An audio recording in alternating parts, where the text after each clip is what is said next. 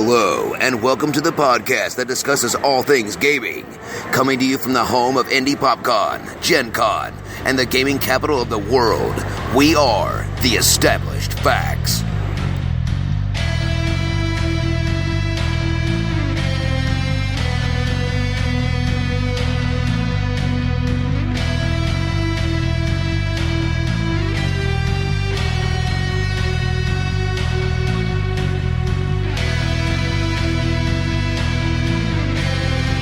Hello, everybody, and welcome to episode 189. That's right, Sam. Episode 189 of The Established Facts. This is your, what did I call this? Building on the Bell episode of The Established Facts. Now, for those of you who don't understand what that means, it's fine because neither do my co-hosts. What we're going to be discussing over a short series of episodes is we're going to be talking about the build of a roleplay character and why it's important to understand how a character progresses. Now, as you have heard, we have some guests at the table for a little while. So before we get into our subject, let's go ahead and introduce who is at our table, and then we can also introduce our guests if you want. So go ahead, starting to my left. This is Dr. Deb, and I have on my lap Miss Maggie. She is enjoying some snacks and hanging out until she takes a break. And then to my left, I have the one, the only, Samuel. Eater of Worlds. Eater of Worlds. And all things cookie. Yes, that's true. Possibly future offensive lineman in training. That's it. And That's too much. yes, so. And this is Josh. And I, of course, am your charismatic Enigma host. I don't know. I like Jeff Hardy. Okay. I am your host, Big Don. All right. So as we kind of began talking about, character builds are extremely important, obviously, in a role-playing game for a lot of different reasons.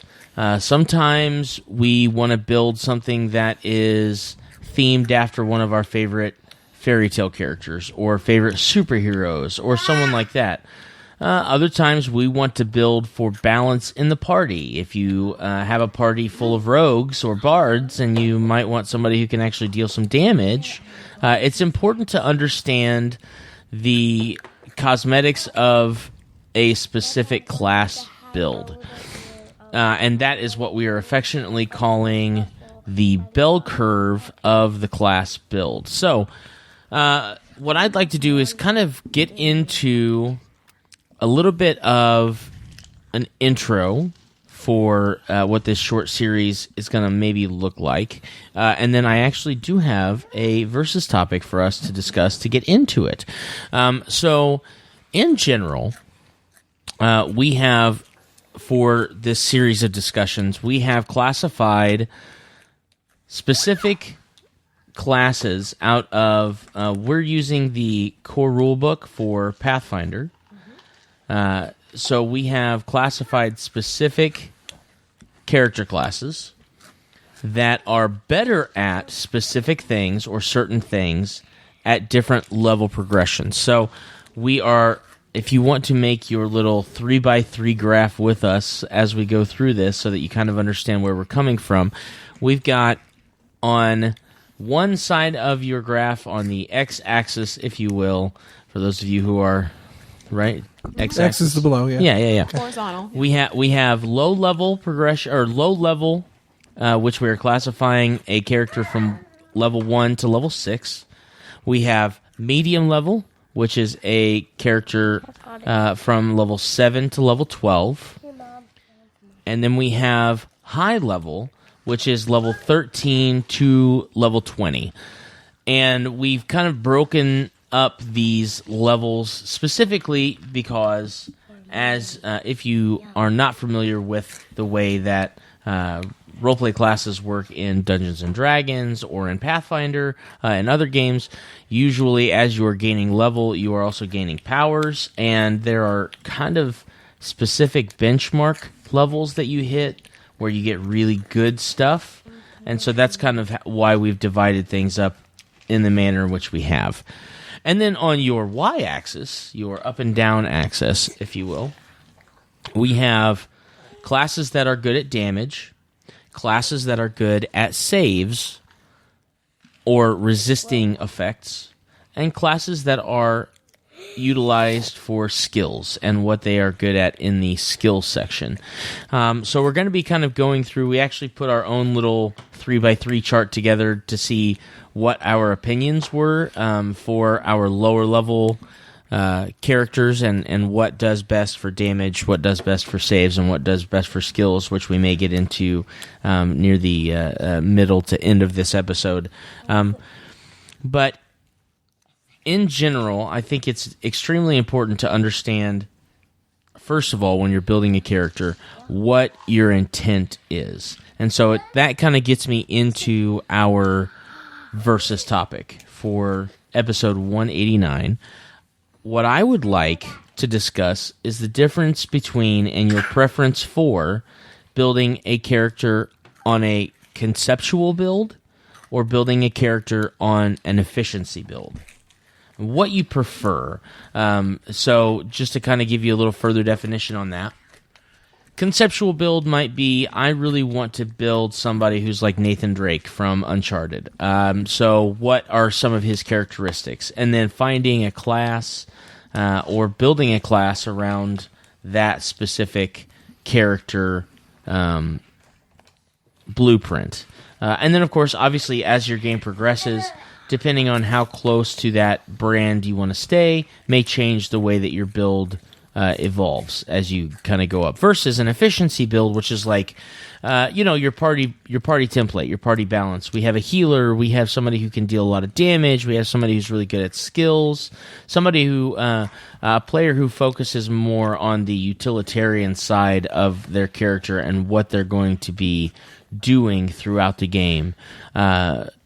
To contribute to the mechanic side of the party. So what I would like to do, and I'll go ahead and start with you, Joshi.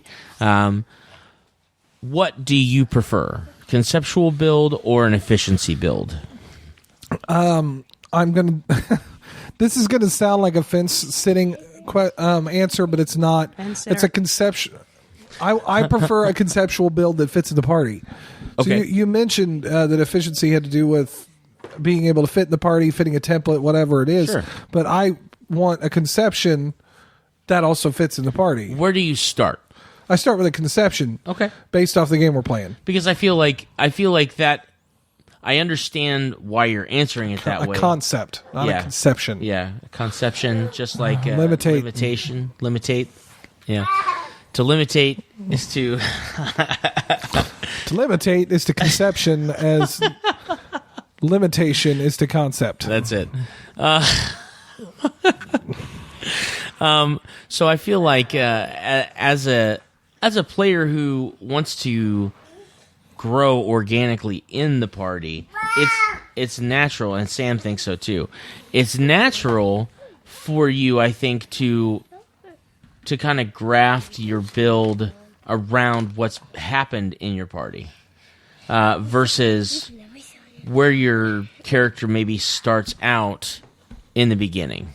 If you build a wizard and your idea is to be this really cool wizard who is really into arcane knowledge and information, and you want to get into the history of certain spells and stuff like that, then it may be different by level 7 when you also don't have a cleric, and now all of a sudden the only caster you have that may be able to help is your wizard. Now, how you do that is kind of up to you and kind of up to the party in general, but I see what you're saying. Like, you want to be a character, you want to be a player in a game with a party that's going to fit a piece that is missing. Right. Well, and you want to play. You want to play a concept. For me, because you're telling a story as well. Like it is a game. You are trying to accomplish something in particular. We're all trying to get the big bad guy or go find the MacGuffin or whatever we're supposed to do. Like I understand that. But for me, the story means more than the numbers. So making sure that the character fits that story and fits everything associated with that story is more important. Sure. Which is why I start with the concept. Right. I would have to say I am very similar to that. Especially, it's been a long time since I've played with people that I've never played with. It's been a long time, and what I mean by that is, it's been a long time since I've played with a new group of gamers as an actual player. I'm in the process of running a game with a lot of people that don't have very much experience in playing Pathfinder and playing in role-playing games.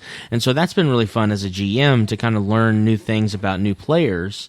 But as a player myself, it has been quite some time since I got the opportunity to kind of establish myself with a brand new group of other players. And I think that there are some blessings and some curses, or in Pathfinder style, there are some banes and some boons that come along with that. I think when you're talking about a concept, it's an idea of the kind of character that you want to play with, the kind of character that you want to see evolve throughout the storyline, versus an efficiency character where you are there to fill a hole, whether it be from beginning to end or from that point in which you begin to fill that hole on. I would have to say, to actually answer the question instead of beating around the bush like a good politician, I would have to say that I am more of a conceptual character build. I actually enjoy a party that doesn't have everything that they need. Because provides a challenge. Yeah, it provides a challenge. And it's the way that I've always looked at character building, especially when you're talking about efficiency versus conceptualization. When you start a job at a company, you don't know the people that you're going to be on a team with. You don't know what their individual skills are. You don't know how long they've been doing that job. You don't know what else they may have experience in that can contribute or possibly hinder what may come in your actual interaction with that person. If you are Josh, I know that you are into programming and doing stuff like that. If you're a programmer and you're working with a guy that maybe has been a programmer for 20 years, but the stuff that he's if he's just now starting with your company and the stuff that he's familiar with running on is not anything close to what you're doing, just because he has 20 years of experience he's still kind of playing in the shallow end of the pool until he gets his, feet wet enough to understand where he can actually contribute those skills. Mm-hmm. And then on the flip side, him having 20 years of experience, he's probably going to have seen a lot of different things, and so he can use those concepts and those ideas to add into whatever you guys are working on at that time. So it's really kind of interesting, I feel like, when you build off of a concept for a character versus when you build off efficiency for a character, because you kind of are faced with that opportunity for challenge.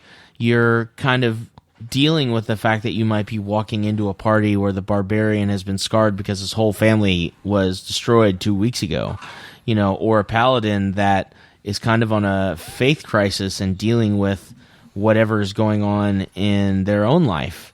So I think that a conceptual character is a lot more fun for me to play with storyteller wise as well, which I think you would probably agree with. Oh yeah, absolutely. I remember you made the comment about not having everything in the party, and I know Deb's going to comment on her efficiency and concept here in just a minute. But there was a time I was playing I'm running the Emerald Spire dungeon for a group of folks that were in Canby. Most of us are moving out to this new area where we're at, but I'm still planning on running that after everybody gets moved over here and stable. But there was one in particular where none of the frontline fighters were there. So they had, it was just 3 of them, I think, playing. There was a rogue and a sorcerer. And Dan's playing the ninja. Oracle.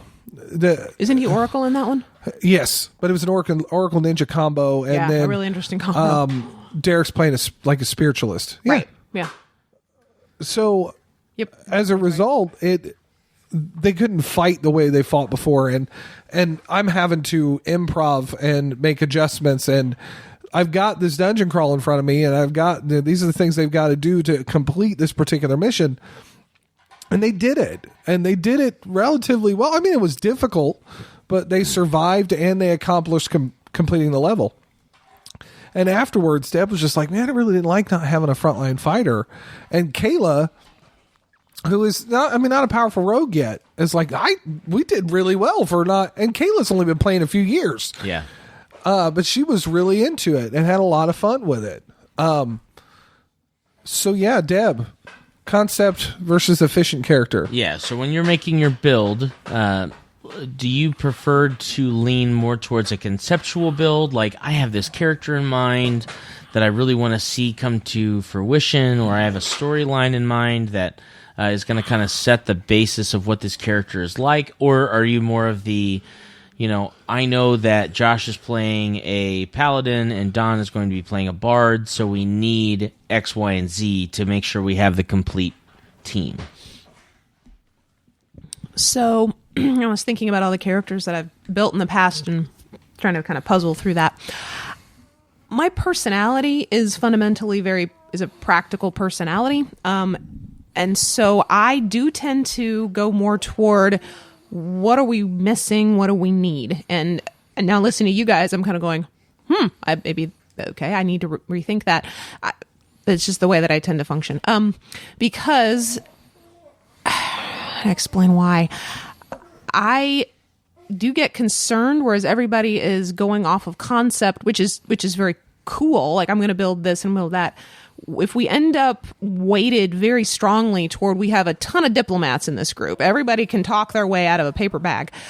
But the problem is we don't have anybody that can heal anybody, which means we're all going to be carrying 16 million, potions of cure mod or wands and whatever else. Whereas if we just had one cleric, good grief, this could be taken care of. Or the other way around. We got a bunch of people who can hit things, but nobody can talk. We're going to end up in a city and we're going to all sound like complete morons because no one's going to be able to actually say why the heck we're there. Sure. So I do tend to come at it from more of a utilitarian, what do we need to make this smoother? Because Josh is right. We did get through that particular encounter with those 4 characters that we had. But it wasn't easy, and some people find that to be fun and challenging. I don't know that I'd want to do that every single time. It was good that we got through it that one time, but if Josh looked at me and said, yeah, those other 2, they're never coming back again, it's going to be you 4 doing the rest of this campaign, I'm going to be going, oh boy, because things which could still happen. He's not wrong, or the vote's still out on that one. I do tend to be more, because I think, when I sit down, there's a blank character sheet in front of me, here's my pencil, and we're all working on characters, and I remember looking around and going, all right, what's everybody playing? Yep. And I do that. I think that's the first thing out of my mouth. Yeah. I really do.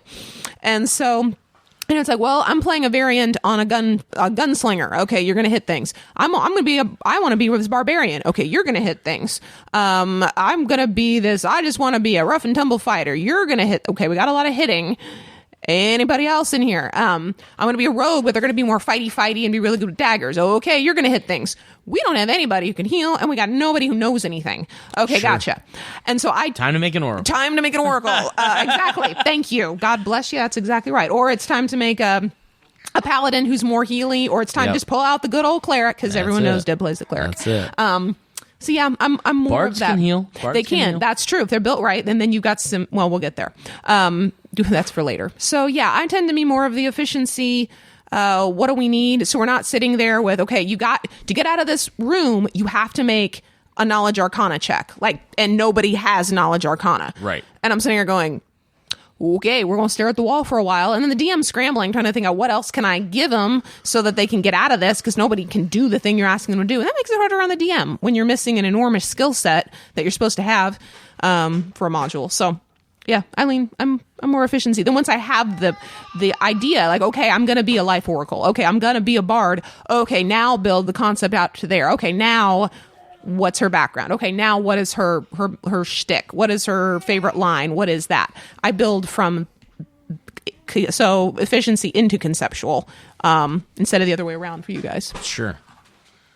I think it's really interesting. I was as you were talking, I was kind of falling asleep. No, I was kidding. As you, yeah, it happens. It does. No, I was thinking back on some of my earliest character builds, and I think it's really interesting because I would not only did this happen to me, but I also encouraged people to do this and did it myself when I started running games. But I found that when I started playing a game of Dungeons and Dragons, so when I started was 9,000 years ago. And 20. You said that last time. 20, that's right. 20 years ago. Mm-hmm. And I knew a little bit about fantasy. I had played some board games. I was really into like X-Men and stuff like that because, it was let me see. It was 1998. Yeah, 1998 when I started playing Dungeons and Dragons with my dad. And I loved the idea of what Dungeons and Dragons could be, but I didn't know anything about Dungeons and Dragons specifically, or really any role-playing game. I was always into fantasy, and interestingly enough, I believe it was 1999 when the original Hobbit came, or not Hobbit, I'm sorry, when the original Lord of the Rings movie came out, Peter Jackson. And so it was cool because I was already in the mix with doing Dungeons and Dragons, and then all of a sudden this whole world of the Lord of the Rings and the Hobbit and all these fantastical creatures and things came out of the woodwork, and it was just really neat for me. But I think it was kind of interesting because the first character I ever played was a dwarven fighter that someone handed me. Mm-hmm. And what I thought was interesting about that was the idea of, here's a character for you that mechanically is pretty straightforward and easy. Mm-hmm. They don't have a huge skill spread, but they've got a few. Mm-hmm. They're really good at fighting stuff physically. Mm-hmm. But then outside of that, even their ability scores were not necessarily super high. Mm-hmm. As a GM, I've kind of changed my ideas here and there as it comes to building your character with how to build your ability scores and things like that too. And in that situation, I think it was like we rolled 4d6 and took the highest 3, or we rolled 3, or we did 3d6 and just took whatever we rolled or something. I don't remember exactly. Yeah, we rolled ones or something. Yeah, it was fun. Yeah. But it was as I'm kind of examining it 20 years later, it was really interesting because I didn't know what I was getting myself into, and I was glad that the people I sat at my table with, including my dad, kind of stuck their neck out to say, here's a character that we think you will enjoy, that is conceptually simple, and that you will probably do fairly well with as you're learning this system. Right. Yes. And it's interesting to me that I still do that. Mm-hmm. When I'm teaching someone how to play, I say a lot of times, there's another way that I do this now as well that's a little less simplistic. But I'll say, well, here, let me build you a character that is a simple mechanic character that you can kind of wrap your head around, and you can get into the game before you start worrying about the mechanics. Because that's the one thing that I concern myself with, is making sure people understand that there are a lot of, especially when you're playing like Pathfinder or Dungeons and Dragons 3.5 or any of its iterations prior to that, there are a lot of rules. There are a lot of resolution rules. It's really a crunchy game, and a lot of a lot of role-playing games out there are. There are a lot of much more simplistic games, Quags and Weird West and things like that take like a one die style or something like that to resolve stuff, which is cool. It's a lot more welcoming, I think. And then like with Pathfinder 2nd Ed and then Dungeons & Dragons 5th Ed, they have streamlined a lot of things, which I think is great for people who want to get into the hobby. But it's interesting to me that we got into this pattern in my gaming group specifically, where when a new person would come in, we'd give them a fairly simple character instead of what I do now, which is matching someone's character build with who they are. Mm-hmm. So, for example, Josh and I's friend Tara, who is in our improv group, she was interested in checking out Pathfinder, and we still haven't gotten a chance to get her into the game, but I started thinking about it, and I said, what would be easier? Learning how to play a game where you have to play a character that has certain skills, abilities, and knowledge, and wrapping that around a mechanic that you have to try and divulge and break down, or would it be easier for me to make Tara as a Pathfinder character? Mm-hmm. And knowing enough about Tara, she's a performer like me, and she really loves high energy, and she loves to entertain. And I said, okay, well, obviously she's naturally a bard. Okay, she's a bard. So I made her a bard character, and then I kind of explained some of the ins and outs of being a bard with spells and things like that. And actually, Bonnie did a great job of kind of helping Tara understand what sort of character that was. But I think it's really interesting when we're looking at kind of the curve, the creation curve, if you will, of classes. When you look at a fighter, the first thing you think of is, well, that guy's going to hit hard. When you look at a bard, you think, oh, that person's going to have a ton of knowledge and skills that they're going to be able to contribute. And it's kind of interesting to me that when we're getting new this is all information that we, as people who have been playing this game for several years, know almost without looking at the book. Even if you've never played a wizard, you understand that a wizard is going to be good at specific things that a fighter is not, and vice versa. Mm-hmm. So it's kind of interesting to see how we digest that information and how we get into the creation of that character, whether it be through an efficiency model or through a conceptual model. Go ahead, Deb. Well, when you commented about how you built Tara a bard, the thing is, the very first character I ever played was a cleric. And I think it might have been you or it was Josh. I don't remember. It might have been a combo of you two who helped me to build my first character. And when it came time to, all right, well, what should we build? At that point, I was in pre-med. I wasn't in medical school yet. But I was in pre-med and I was in all of that process. And so you guys naturally drifted me toward cleric, because what do they tend to do with a healy? And as a result, it was fairly easy for me to wrap my mind conceptually around that, even though now I tell you I do efficiency build, and I do, but conceptually it was very easy for me to think about what's going to be the mindset of a cleric. Keep people well, keep people healthy, serve your divine being. We go to church, I'm a spiritual person, so serving a divine deity made total sense to me. Yeah. I mean, you have to pray for your spells every morning. Okay, yep, I get that idea. It was very easy to walk into that. So even though cleric is a little more complicated because you have to deal with spells and some skills and they can fight. They're fairly balanced, actually. Yeah, they're a good balanced class. They're a nice balanced class. So it really wasn't weighted really strongly toward one or the other. It was very easy for me to understand that character, and I was able to catch on pretty easily. So that's very interesting, because that's basically how I got into it too. Who was your first character? Oh boy. Trying to remember her name. I believe that she was a half elf. She was a half elf cleric. Yeah, I believe it was in the Red Hand of Doom. It was the Red Hand of Doom. It was. You were my first DM. I know that one. Definitely. It was you. Started with an A. And Bonnie, and Josh, and my brother. Yep. And our friend Paul. Yep. And Mike. Yes. We played at Mike's house, didn't we? Yeah. Yes, I believe so. We played it there, and then I remember us playing it.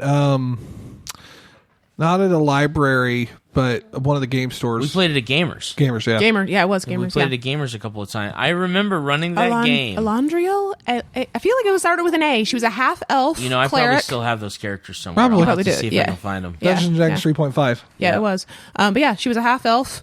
I remember cleric. playing that game half elf, half human. at Gamers Yep. during the Giants Yes. Patriots Super Bowl Yes. here in town. Yes. When the Giants won. Uh-huh. And we took 15 minutes during our game to just celebrate the fact that the Patriots had lost. Yes. Hallelujah. Go Chargers. So they play the Chargers tonight. Oh, yeah, go Chargers. Yeah. Go Chargers. So, I know that this will be a future okay. podcast, but that's dating the game. yeah, anyway, there you go. Now you know when we recorded it. That's it. Yeah. I would challenge you, Deb, and I think this might be something fun that we can do sometime.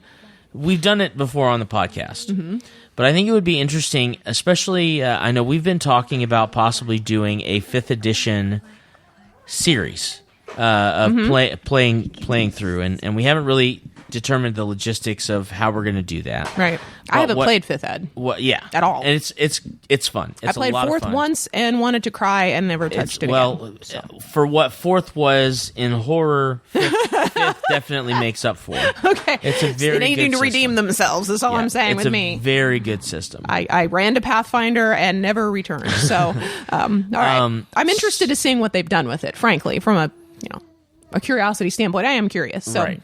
So my figure it out. challenge to you is, and since I will probably be the one facilitating running the game, it shouldn't be that difficult of a challenge for me to remember.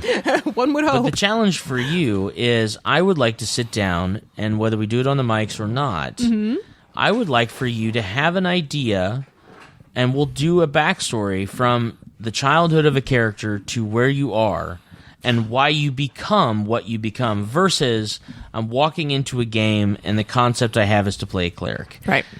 One thing that we did when Josh and I started playing Oh, okay. It's different. was a background roll-up. And we've done we've used several background roll-ups. But the background roll-up that we used to use, which I still have a copy of, So do I. it actually started your background at birth and the circumstances of your birth and special events that may have happened, and then your childhood and your adolescence and your adulthood and these different events that happened through this character roll-up. And legitimately, one character may take 2 to 3 hours for you to roll up in this system. But what I love about that, first of all, is, if anyone has listened to me talk about characters on this podcast, I love the storytelling of characters. I love when characters have faults, when they actually, as a matter of fact, when I do a roll-up or when I do a background, I encourage my players to come up with an idea for something that they are really bad at or something that they suffer from, whether that be a phobia or whether that be a speech impediment or whether that be, an ideal that they have grown up with that limits them in certain ways, because I feel like what's interesting about characters is not the things that make them succeed, but the things that they have that challenge them every time they're in the middle of doing something. Now, Deb, I think I had kind of recalled a memory for you. What were you thinking of when I was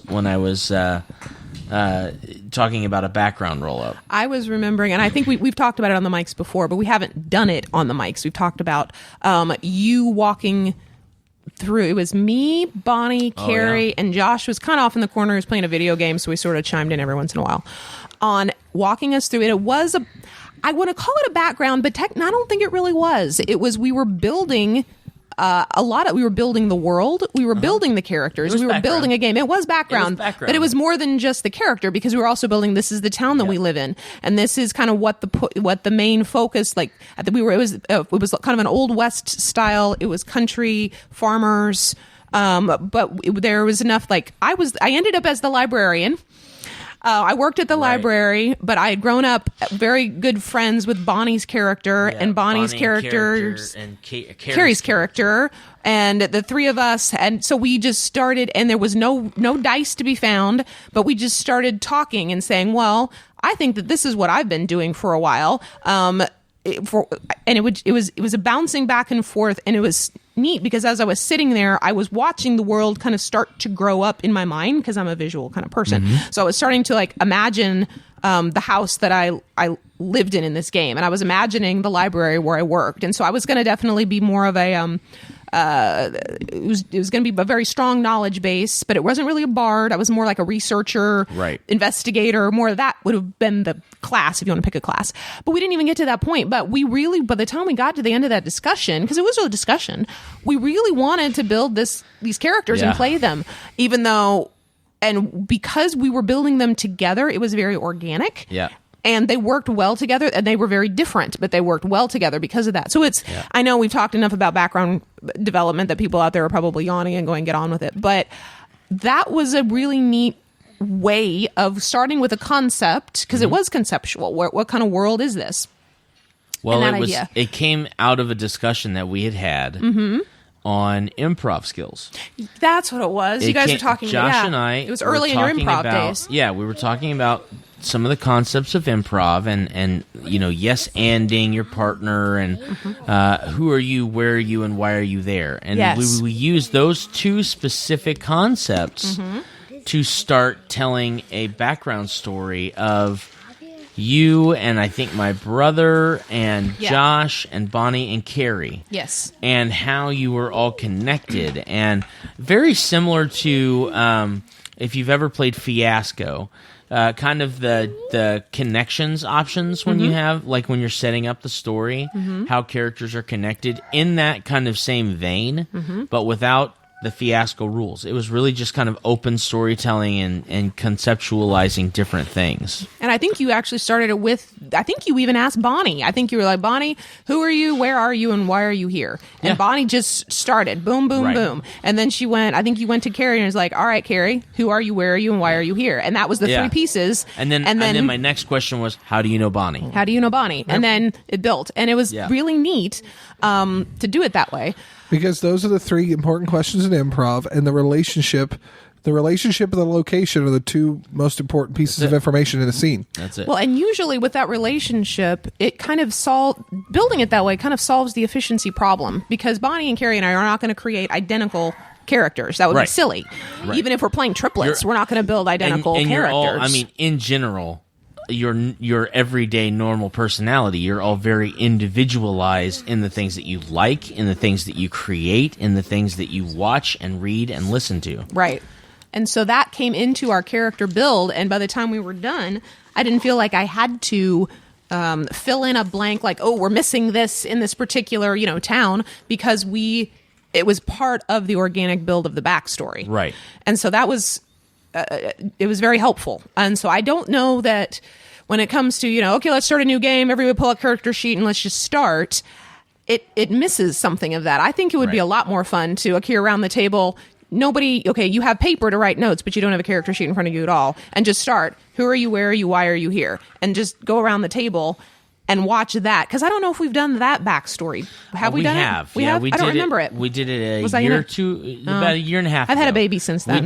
We did a series on actually building backstories and the different methods and how to build backstories. And there's so many different.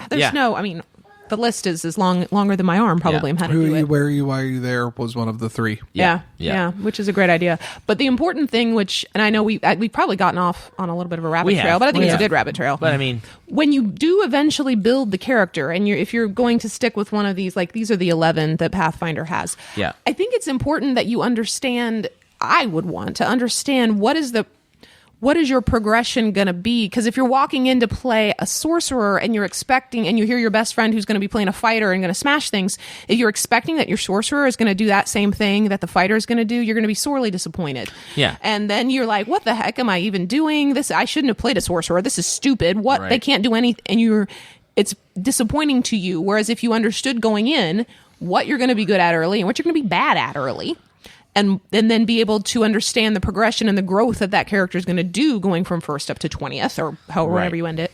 I think that would be helpful, especially for new players who've never done this before, because I can see a character being really frustrated with a bard's development versus a paladin's or a fighter's or barbarians. Very different. Well, and I know that when we had originally talked about this discussion topic and talking about kind of the idea of building on a bell curve, and for those of you who don't know what a bell curve is, it's okay. It's a curve shaped like a bell. It is, very much so. But specifically, a bell curve is to examine kind of the balance of everyone in a given situation. It doesn't have to be in a party or anything like that. But for example, a teacher may use a bell curve to determine who has the highest grade in the class, and then base that as the benchmark versus having a if they have a class that says this class is going to be based on 1,000 points, and depending on where you're at in that 1,000 points, that's where you fall, versus this class is going to be based on a bell curve where we're going to take the person who has the most correct answers and we're going to give them the highest score, and then we're going to see where everybody else falls in line with that person. Yeah, comparatively. Right, comparative. So it's more of a comparative grading scale than it is a definitive given parameter numerical style grading scale. Yeah. So what we did, and this kind of came out of a concept that Debbie had brought up when we were just kind of chatting. I have complained. Let's be honest. Let's use the right word. I complained about this. It was okay. I don't mind. I don't mind a little bit of wizard complaint or sorcerer complaint. This was a sorcerer complaint. But the idea was my sorcerer can't do anything. The sorcerer standing on a battlefield at second level, watching their fighter just go ham on an ogre or something like that, because a fighter is more well equipped to do something, and in that given situation. And so we started talking about the idea of everyone has their kind of balancing point or their kind of height in the bell curve, depending on the level in which you are addressing them. A fighter at first, second, third level is going to do a good amount of damage comparatively to everyone else in their party. But then a sorcerer at 20th level is going to do massive amounts of probably widespread damage, because they're going to be doing a lot of damage with spells and things like that. Ranged spells. Right, absolutely. Like, so big areas and whatever. Yeah. So what we wanted to kind of examine with this graph and with this discussion is the idea of not just, I know we focused a lot on like setting up backstory and stuff like that, which I think is very important when you're trying to determine what sort of character you want to build, but then also mechanically, when you are building a character for possibly efficiency or balance in the party, it's understanding what each class is skilled with versus what each class has a weakness in. And that's kind of what we've done, is we went through and we put together a 3x3 chart. Like I said earlier, one side says low level, medium level, and high level, and then the other side says damage, skills, and saves. And so we kind of contested each other, competed against each other, or inspired each other, I should say. We inspired each other before we started the episode to see kind of our own opinions on where people fall. So what we're going to do is we're going to kind of play around with some of the different classes, the original core classes from the core rulebook of Pathfinder, which are going to be very similar to those of the base classes in Dungeons & Dragons, and kind of discuss amongst ourselves where we would put them.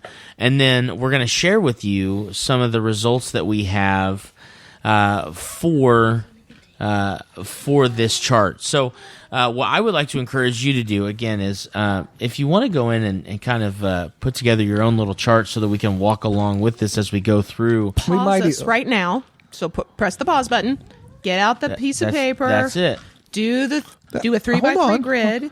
We may even put one up on the site. An official established facts, so you can fill them in. There we go. So, get your dry erase board. Get some magnets or something. Make it a conversation piece. There you go. Pull in your significant other. Sit down. You'll disagree, and you'll have good discussion topics. And just remember, you actually love each other. It's the important thing.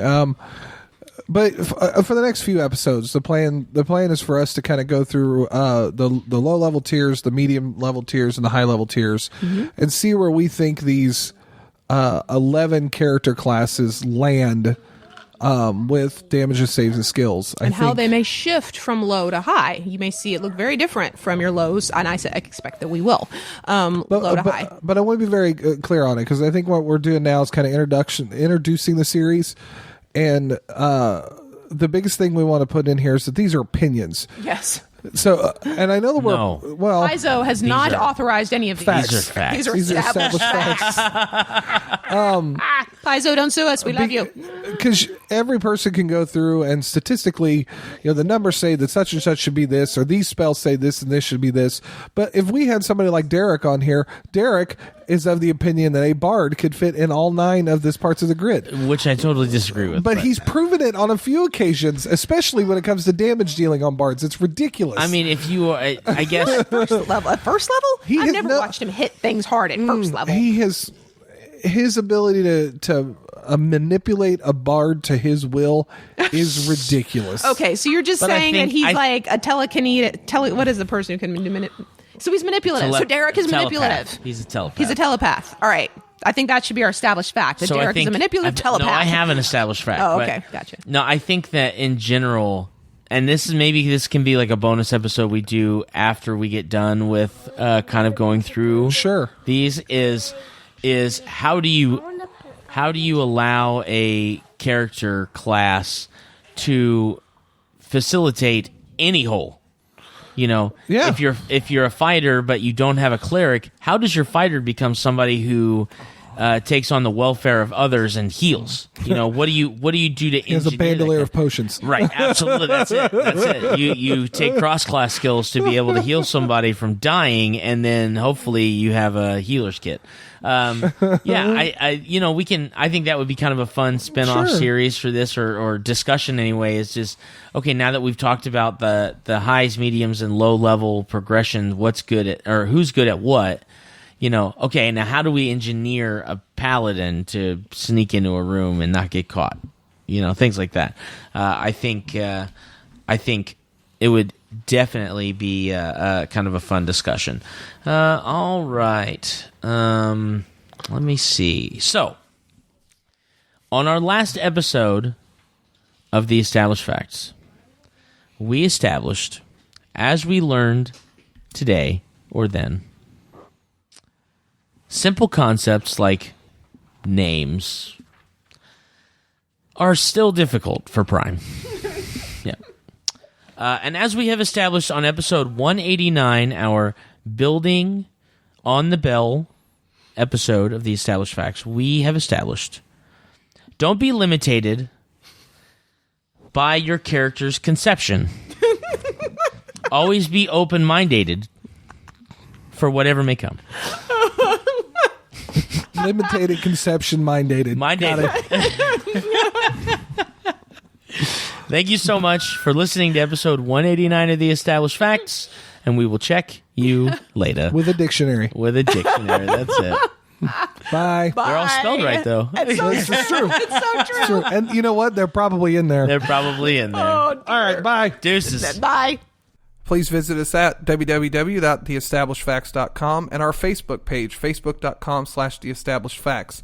If you would like to support us by buying some merchandise, visit cafepress.com/castingrobot. Bonus.